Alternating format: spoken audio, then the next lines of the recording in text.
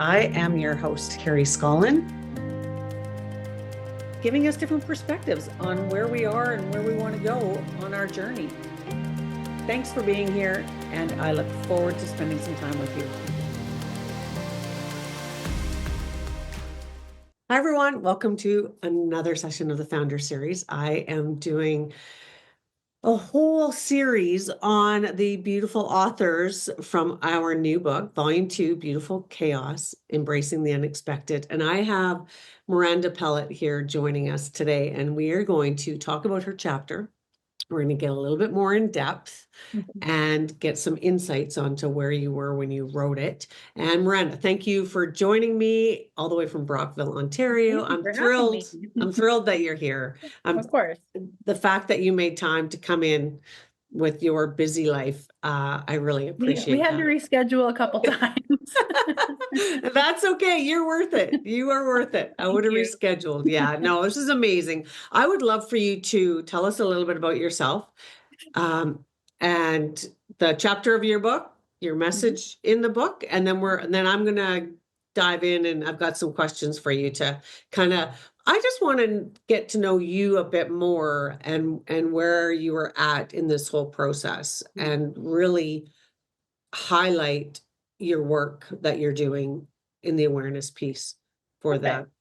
It's called GBS, is that? GBS, yeah. GBS. Okay. Yep. Miranda, welcome. Thank you.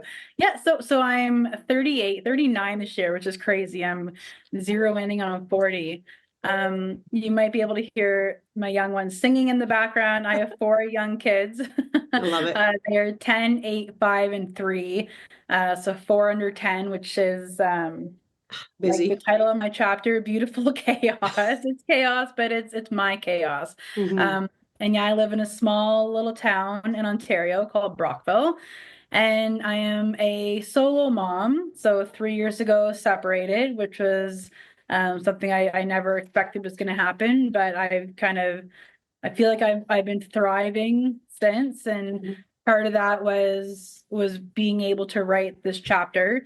It's something that I've always wanted to do since Amelia's diagnosis 8 years ago. And last year, when my sister mentioned writing this chapter in a book, I was like, tell me how, get me in. I need to start somewhere. I knew that I wanted to write a book, didn't know where to start. And so I was like, I need to get a foot in the door. And it's been an absolutely incredible experience from day one, working with you guys and getting this chapter out there and being able to share my story and Amelia's story and being able to spread awareness for Guillain-Barré Syndrome, or GBS as we call it. I love that Amelia was in your revealing video when you opened the books. I love that. I'm like, that's perfect, because she's so excited. She said, "Where's my name? Where's my name?" Yes. And last night I gave my mom a copy. She was here for dinner, and I had written like a little blurb by my chapter for my mom, and she's sitting at the table and she's just bawling. She hasn't read the chapter yet. All she read was like my little like scribbled dedication to her, just saying like, where do I begin, Mom? Like, thank you for everything. And then Amelia wanted to read the little inscription, and I was like, well, why don't you read the acknowledgement in the back, because each of us kind of put a little thing to say thank you or something to the readers. And so I had her read it, and her name's in there and Claire's name's in there, and everyone, they're just like, my name's in a book, my name's in a book. And she knows that I try to spread awareness and talk about her journey as often as I can. And she's been there kind of going through chapter by chapter and paragraph by paragraph and me kind of writing this. And so she was very, very excited for the book to come in and to see it hard copy and to be like, that's my story. And so I was really writing this for her to kind of one day be able to look back and see just how far she's come. Because when thinking about writing my own book, I'm like, where does the book end? Like, where do I say like the end at the book? Because her journey is still ongoing. She hasn't fully recovered yet. And so it's like, where does the book end? And so at least this chapter kind of sums up the beginning of everything, and kind of gives her a starting point of where her journey began. So she can kind of look back one day Yes. and read it and know how difficult of a road that she's had, but how Mhm. beautiful of a road it's also been. I love that. It felt like when you were talking there that it was like eventually you'll get to the point where you're kind of passing that torch Yeah, and she continues on the story. exactly. Yeah, And what a beautiful way to visualize that. Because you're right, her story's never going to end, exactly. Yeah, but she will start to take on exactly. that Yeah, and do your part that you've started for her, yeah, which is incredible. So I the one of the things that I really it got me was you really had to come to that acceptance piece that what you thought your life was going to look like yeah. didn't. Mhm. And there was a grief and an anger part that you talk about in your Huge. chapter. Yeah, And yeah, and scary. I mean, you went through every emotion. yeah. I can only imagine what that was like with a young baby. You were still breastfeeding your second Mhm. baby. I mean, there was so much going on, but There's a a lot big going part of on. it, yeah, a big Yeah. part of it was um you trusting your gut. Oh, so I gotta go. Like, I don't want to give the whole chapter away because it's so good, but I gotta go into this a little bit because you said, which just made sense to me, and I don't know if that's mother's intuition. I don't know what that is, but there was a difference when Amelia was born to Huge, Clara or huge Claire? difference. Clara. Clara. Okay. Yeah. Just the difference you felt. You had some social anxiety when you were Yep. younger Yep. that kind of came in when Amelia was born. Yep. That was that Mhm. kind of heightened by the sounds of Yeah. it.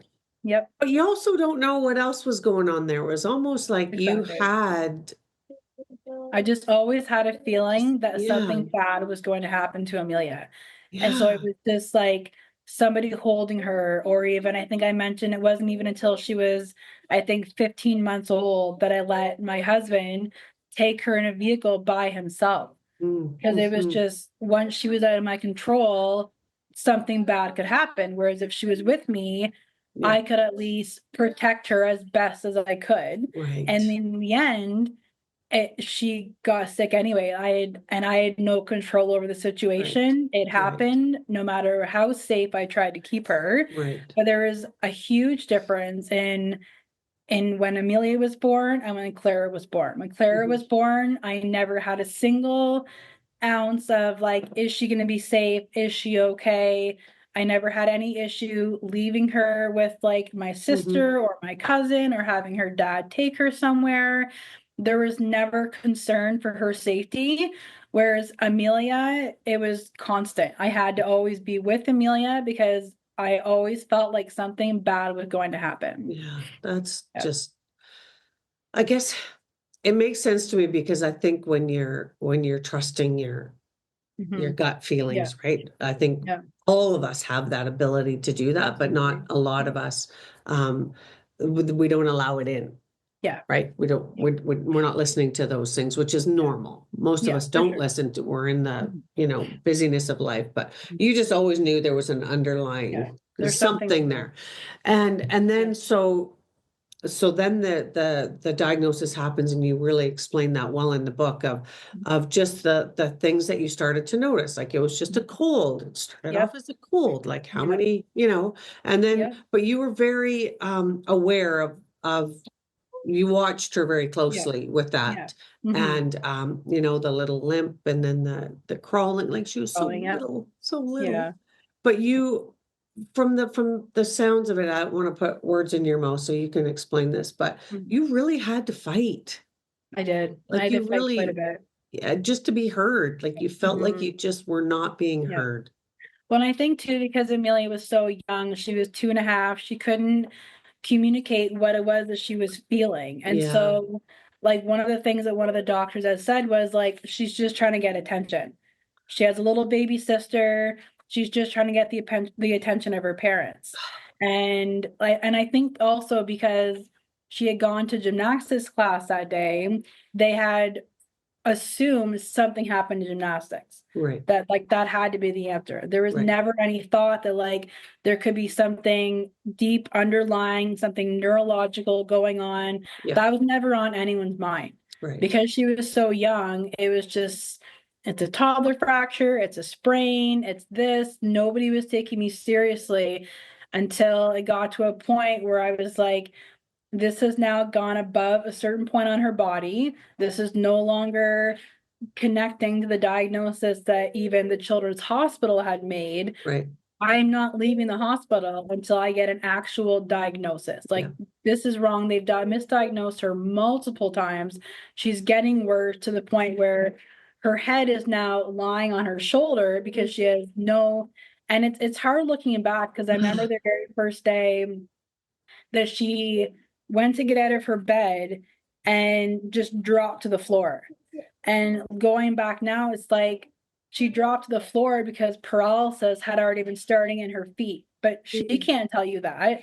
And Right. I wouldn't have known then the questions to even ask her. Right. And so it's like because of her age, it just made it that much more difficult to get a diagnosis. Yeah. In addition to her case being very atypical, in that GBS typically comes up both sides, like up both legs of the body at the same time, whereas hers was only in the right leg until it started kind of making its way through the rest of her body. But her case, because of her being so young and an atypical format coming up the body, just made it just so difficult for diagnosis, which I understand that the doctor wouldn't automatically go to GBS. Right. But it was like, there's something else here. Why are you not doing more tests? Why are you not just doing something? Yeah. But I've always been taught that you respect the doctors, you respect the authority and your elders, and you don't question that. Right. And it got to a point where I was just like,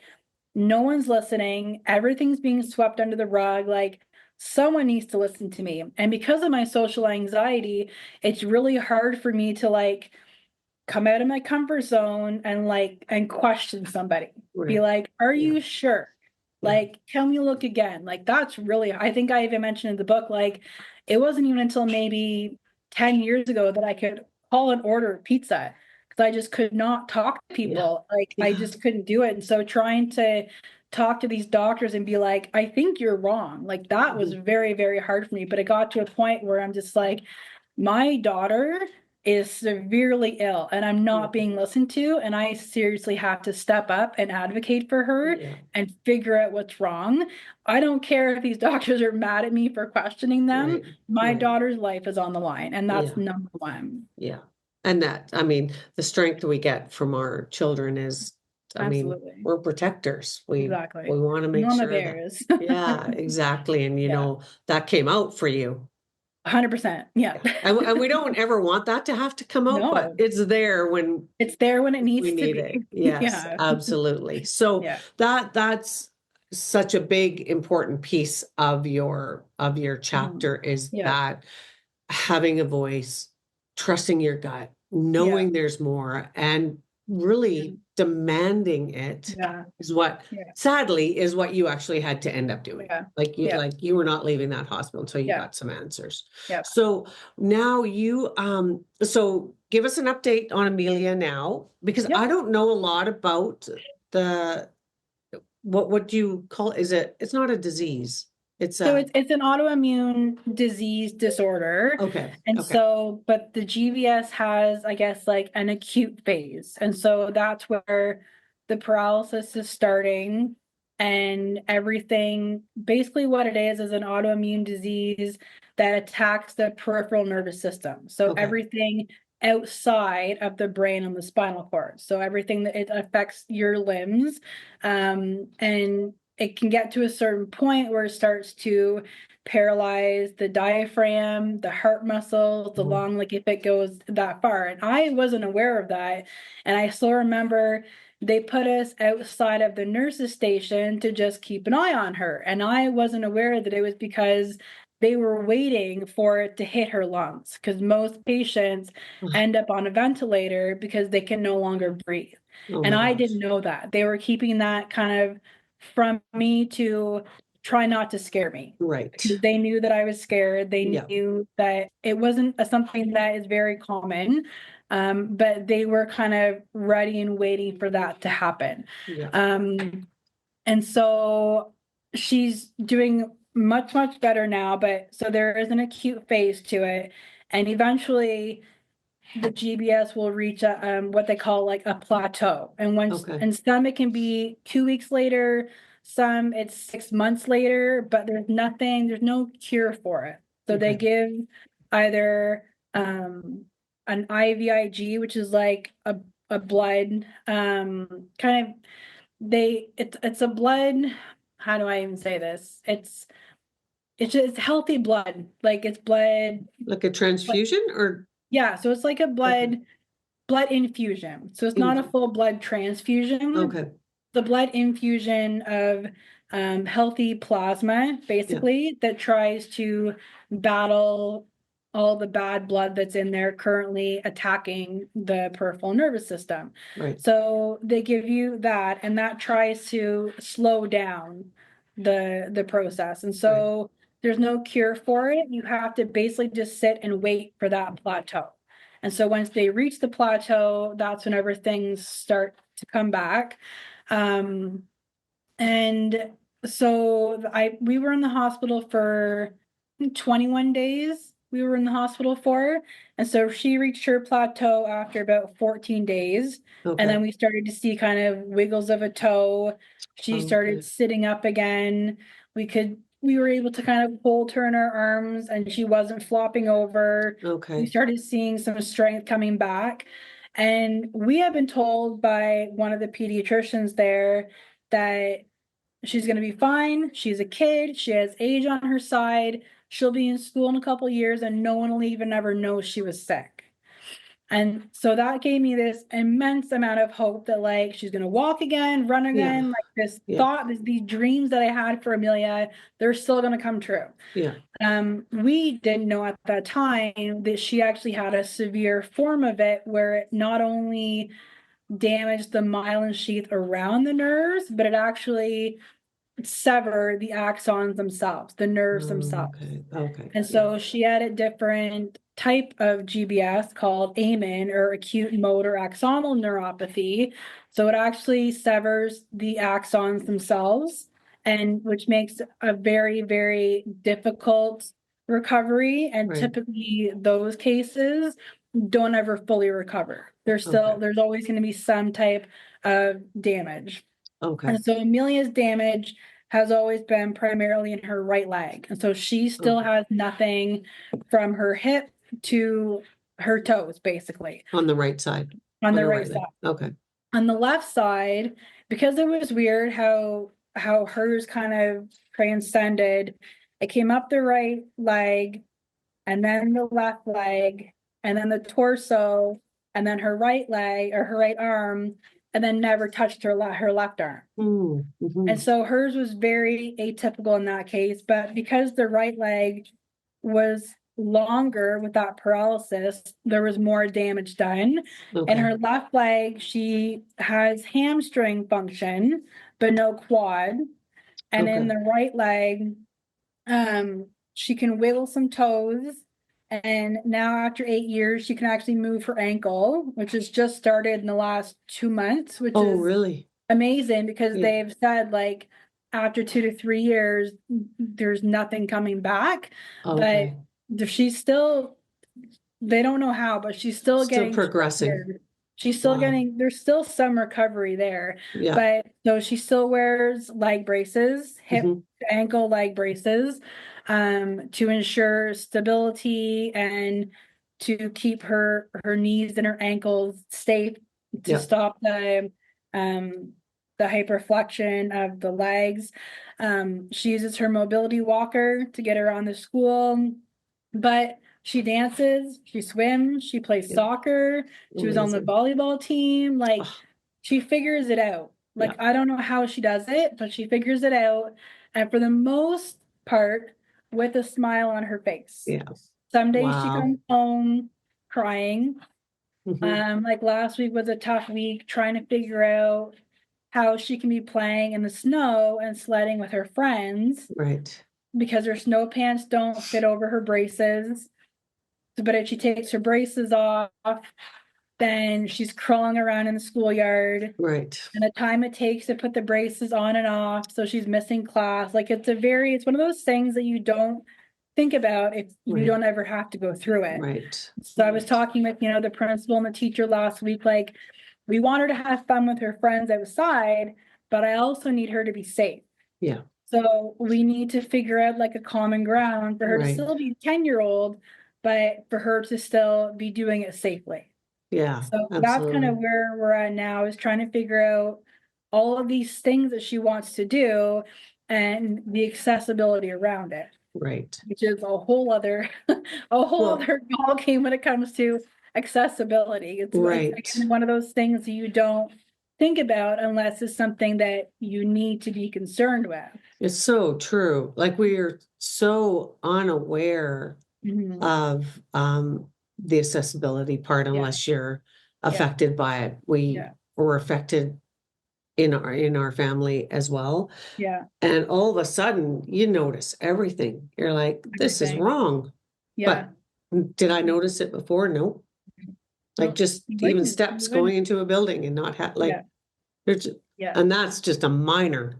Like yeah. that's not even It's just it all can the other be things. extremely frustrating. But thankfully, the school that she's at has been amazing. They put in 2 ramps for her.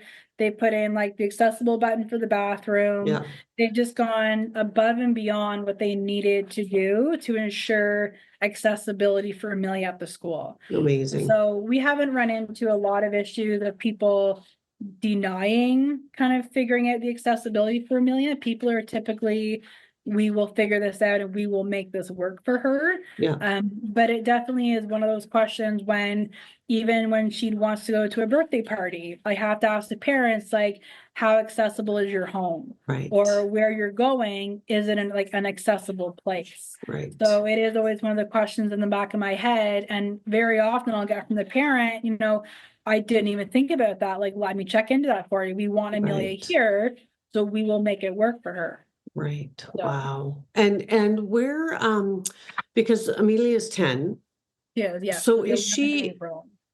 extremely aware? I mean, she's been aware from day one. It sounds like it's been a very open Yeah, communication of what everything yeah. that she's going through. And so have you seen her start to step up and advocate for herself watching you do that? Yeah, I would feel like you'd be an extremely great role model for her to mhm, see how to yeah, navigate all of this. yeah.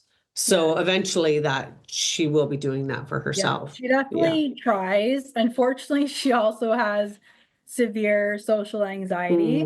Mm-hmm. Um, and she is on medication like I am, which has helped tremendously. Yeah. And so she definitely, if she doesn't say something, she will bring it to the attention of the teacher. Yeah. She will bring it to my attention so that we can go in together and Perfect. talk to her teachers and try and figure something out.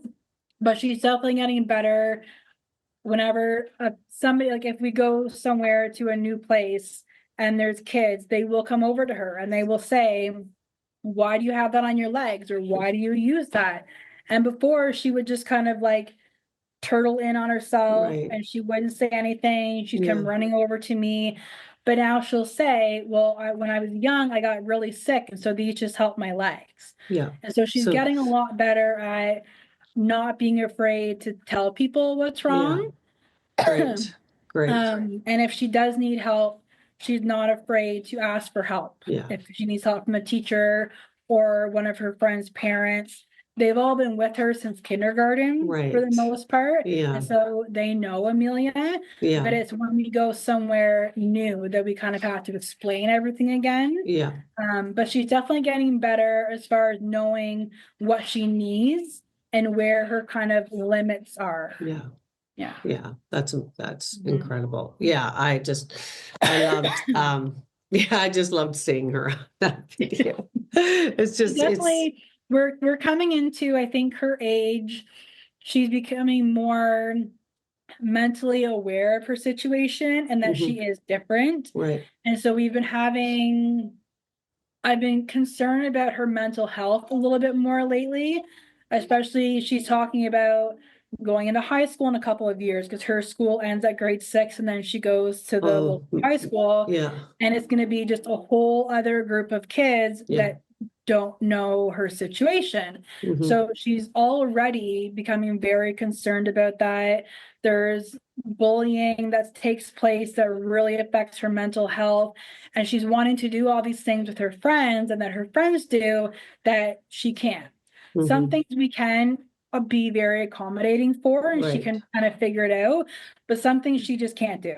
Right. And so Right. being her age, she wants to do everything with her friends. She wants to be the same as her friends. Yeah. And so I've been having a hard time figuring out how I can help her mental health with Right. everything coming up. Right. She's just becoming more mentally aware that her future is going to be a little bit more difficult than Yeah. others. Yeah. And she can sometimes get very down on herself. She's a very, very happy girl for the most part, but Yeah.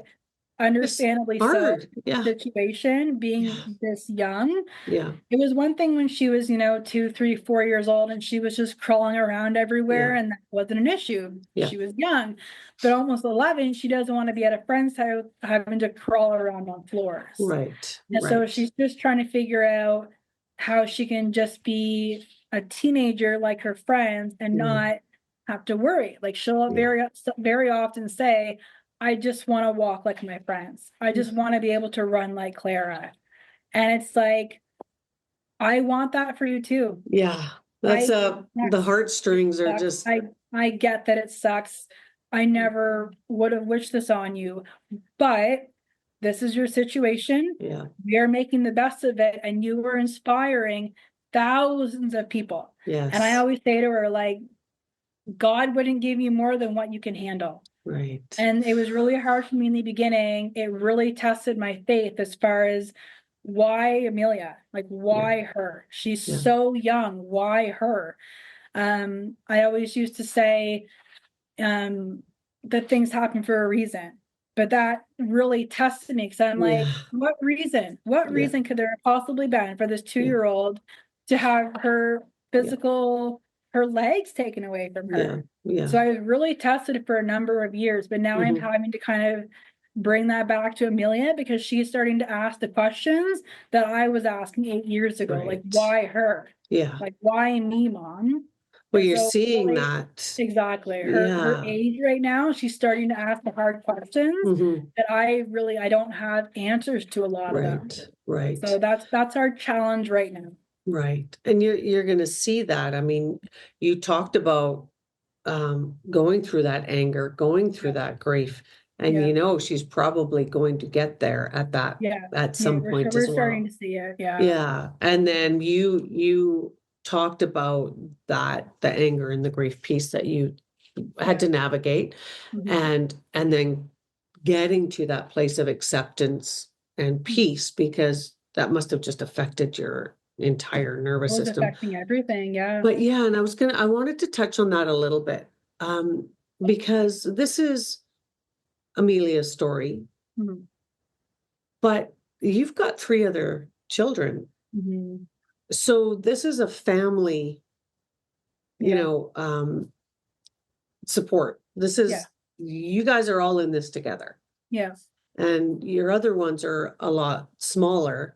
Yeah. But they won't know her any different. So for them, that's Amelia. Like exactly. what's the issue here? Like but it's just that you're all going through this together. They are being brought up in a world where people are different, and the acceptance for them, and they will also be advocates for accessibility and hopefully not bullying, but we know that happens. But the life skills that your entire family has had to learn through this experience, it's Yeah, I don't know how that affects a family unit when they're Yeah, all going through something like that. yeah, And I think that, and I don't even want to, burden's not the right word, yeah, but you carry a lot of that to make sure that everybody else is. yeah. I mean, it's definitely a different dynamic as far as the family goes. Like Mhm. the kids growing up with Amelia, they've learned a lot of compassion, a lot of Right. empathy. Yeah. And I see it in Jonah, who's 5 and is in senior kindergarten. And if he sees a friend that's hurt, he's one of the first ones to go over, see if they're okay, Mhm. what do they Mhm. need. Mhm. Um, Clara, she was 7 months old when Amelia was first diagnosed, so she's grown up with Amelia. So Right. that child has the patience of a saint because she's Right. always had to kind of even in the hospital every Mhm. day. She was always very patient, was just an angel of a baby. And Mhm. she's grown up, whatever Amelia needs, she's the first to go and get it. She's Wow. very accommodating to Amelia. If they want to go downstairs and play, Amelia will crawl downstairs and Clara carries everything for her. Yeah.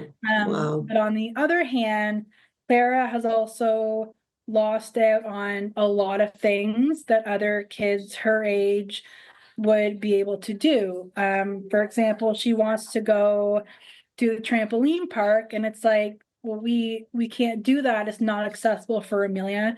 A lot of stuff that she wants to do, it's well, we can't do that because the whole family can't do that. Water parks, like Great Wolf Lodge, Yeah. not accessible for Amelia. Clara would love to go, Mhm. but unless we can go as a whole family, it can be very challenging. And so I Right. sometimes say that Clara has drawn the short end of the stick when it Mhm. comes to stuff like that. Mhm. But I also try to do as much one-on-one time with Clara as I can. Mhm. Like last Monday, she had what I call, she just needed a mental health day from Yeah. school. Mhm. And every so often I'll say, you know what? Totally fine. You can Yeah. spend the day with me. And so we went to Costco for the day, and she hasn't stopped talking about the samples at Costco and how much fun she had that day. Just it was me, her, and Lydia, and just kind of Oh, just focusing on her because yeah. she doesn't get she's unfortunately she's kind of in the middle where her older sister needs a decent amount of help. Her Yeah. younger siblings still need quite a bit of help. Right. She's very, very independent. She's the first one to come down in the morning, fully dressed, making her lunch, packing her book bag. I never have to ask her to do anything. She's Yeah. always just, I know that mom needs to help Amelia and the Yeah. others. I just need to do it. Wow. And so she's Yeah. just it's she's grown up quicker than she should have, Mhm. but in the same sense, she's growing into this like she's turning 9 on Sunday, and she's growing into this like young woman Mhm. that I could not be more proud of. Mhm. Very seldom do I ask her to do something and she'll say no. Yeah. She just she's the big helper, but I feel bad sometimes because when we go to these big conferences in the States, like 2 years ago it was Washington, this year it's Colorado, I can't afford to take the entire family. And so Right. those trips are me and Amelia. And Right. so I know that she gets upset about that. She Mm. feels left out. Mhm. And so it's trying to do things with Clara that will still make her feel included. And Yeah. so that's my big challenge is trying to give the kids enough one-on-one time that they all feel like they're loved equally because Yeah. Amelia does get a lot of one-on-one time with appointments and trips and the conferences, and the other one they don't get that. And so Right. that's what I'm really trying to do is balancing the family dynamic Yeah. out in a way that all 4 kids are feeling like they're on like an equal level playing field. Right. Right. And you Yeah. know that you have to put yourself in there too, because you're doing the best that you can. Yeah. Yeah. I do forget about myself quite Yeah. often. Yeah. I'll make sure that everybody else is dressed and ready to go. And even last year we went to Nova Scotia to see my dad, and I packed all their stuff, packed, everything. And I get to Nova Scotia and I'm like, didn't even pack myself underwear. Everybody else was packed, everybody had their stuff, and I forget about everything for Yeah. myself. Yeah. And that's Yeah. just, that's part of being a mom, right? Yeah. Everybody Yeah. else before yourself. But then I also have to remember, my Aunt Barb tells me this all the time. And she had written in the first book, Yes. like, what do they tell you on the airplane? Yeah. If something's happening, you need to put the mask on yourself first, because if you're Yes. not okay, you can't be helping anybody else. That's right. And so I do try to remind myself of that. Yeah. But also now being a solo mom, I don't have the extra support as far as a full-time partner goes. Right. And Right. so that's very challenging. And that it's just 24/7, Yeah. doing it on my own and Hmm. trying to make that time. And usually that time ends up being between 10 p.m. and 1 o'clock in the morning Yeah. when I should be sleeping. But I'm Yes. like, no, like, I need this time for me or I'm Yeah. going to lose my mind. Yes. So Yes. it's very challenging trying to find time for myself amongst everything else that I'm doing, but it's beautiful chaos. Yeah. You're right. It's You chaos, summed but that it's up. my chaos. You summed that up. Well, I know that you wrote a quote at the end of your chapter, and I just to me I love the quote. Yeah. I'd heard it before, but it Mhm. just makes so much sense. And I love that you ended your chapter with this, and it's Mhm. accept what is, let go of what was, and have faith in what will be by Sonia Riccati. Yeah. That just summed up your entire Mhm. the way you live is Yeah. how I perceive it, Yeah. is you have come to that place of accepting what Mhm. is. Yeah. And It took a while, but yeah. yeah, but it's I think it's something that we all eventually, like you said, so much is going to resonate to people who read your chapter Yeah. because of a situation that they've been Mhm. in or may find themselves Yeah. in. And it may not be this type of, Yeah. you know, diagnosis, but Yeah. we're all going to Have go some type of through. hardship that's going to Yes. change, alter the direction of your life. Yes. And I Yeah. think from my, um, just getting to know you in this whole process, I admire your courage Thank for you. sharing this, for what you do. I think you are just an incredible woman Thank you. that from mom to mom, for Aw. sure. Um, and you're doing so much good for advocating for volunteering with the association to try and get the word out, to get the awareness out, accessibility. Like the world needs people like you, and I'm sorry you had to go through this to get to where you are, but you're doing it with so much grace, and I thank you for that, because the world needs more people like you doing the work that you're doing, I and I appreciate think that. Amelia is going to be a big part of that Yeah. eventually. And yeah, I want to thank you, and it's a real honor for me to have you in the book, to Thank you. share those I pages with appreciate you. that. So yeah. I think she's definitely going to, because she was one of the first child liaisons in the Canadian Mm, Foundation. mhm, And we're working on getting like a kids corner of the foundation so that when kids become diagnosed, they mhm, have kind of somewhere to go, someone to talk to. yeah, Right now, I kind of talk to other parents and yeah, families that are dealing with it, mhm. but to have a child that Oh, can talk to another child and be yeah, like, I've been where you are, it's going to be okay.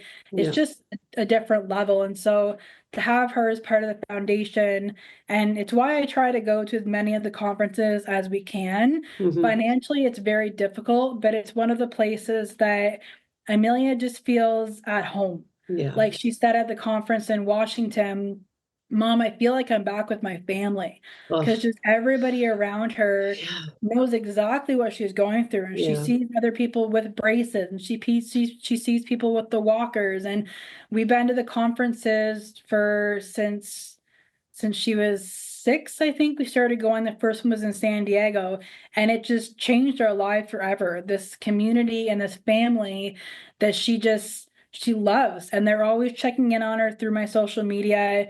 They're always asking for one of the conferences. As yeah. soon as she sees certain people, she's like, "Oh, there they are!" Like running and Oh, going. she blossoms at these conferences. Her anxiety's gone.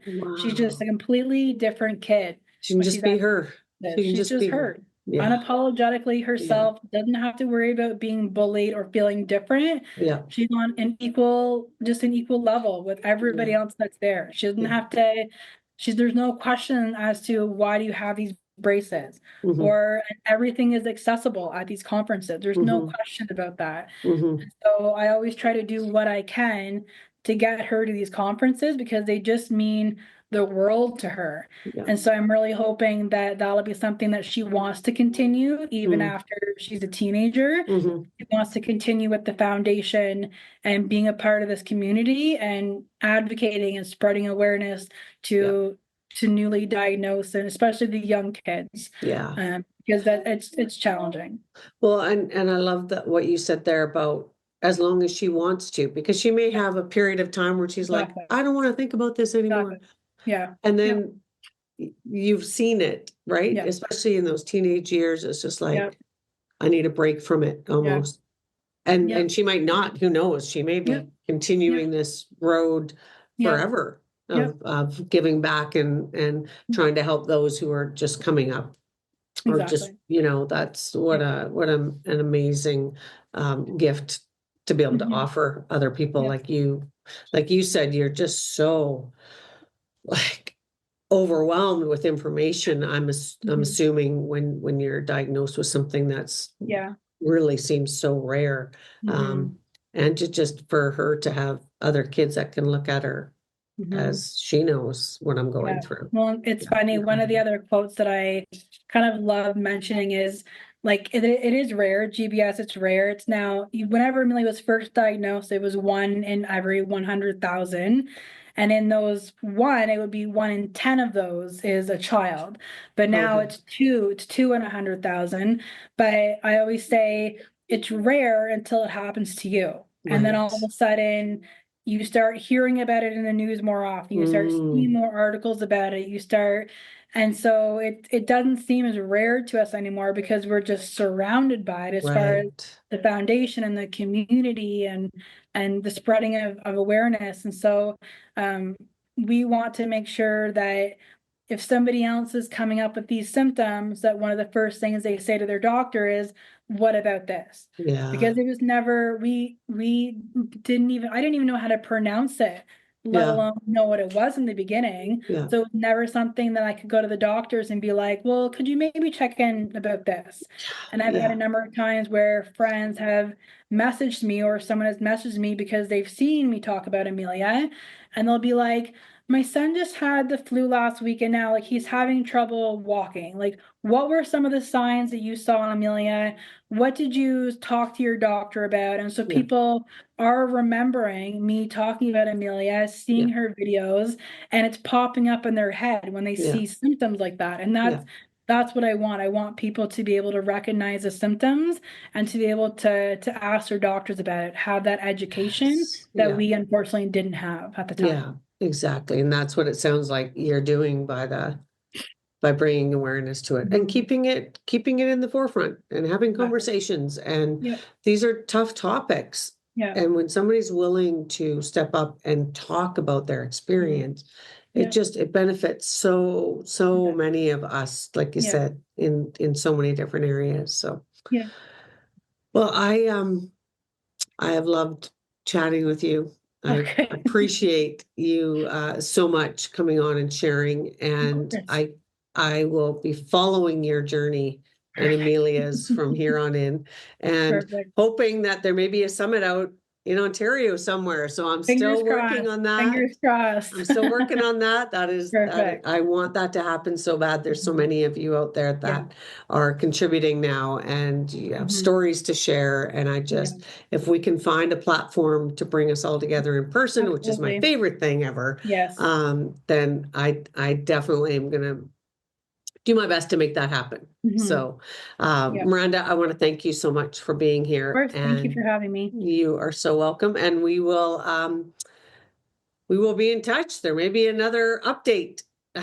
happening. You never Sounds know. good. All right. Yeah. Thank you so much. Perfect. Thank you, everybody, Thank for you. being here. Bye. Bye.